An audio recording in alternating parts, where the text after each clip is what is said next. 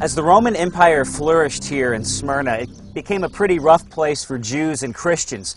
Both Jews and Christians were monotheistic faiths, and the Romans instituted emperor worship. And anybody caught not bowing a knee to an image or an idol of the Caesar was subject to pretty harsh treatment, even death.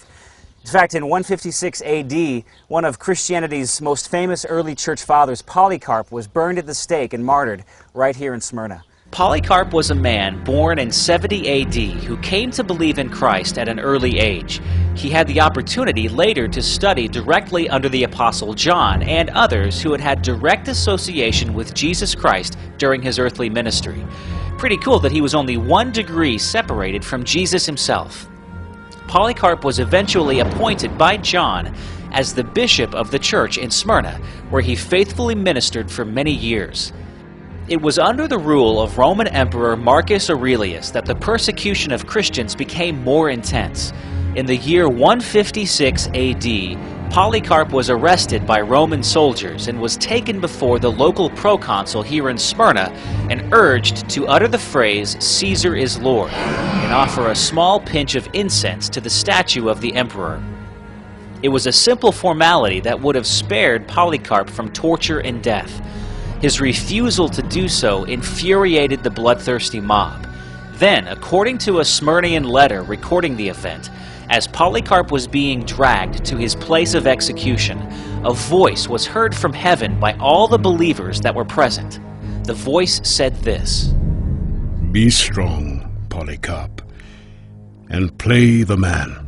Then, standing in the arena, Polycarp was urged one last time to renounce Christ.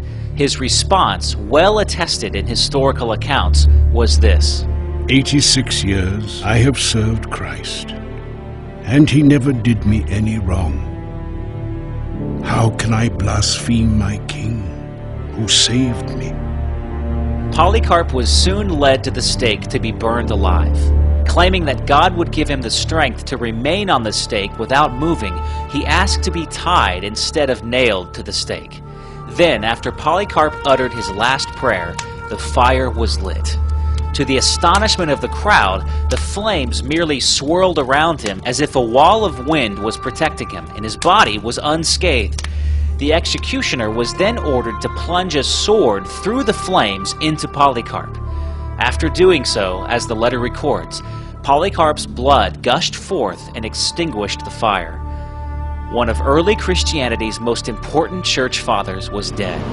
His life and death was a living testimony of faith that would endure for 2,000 years.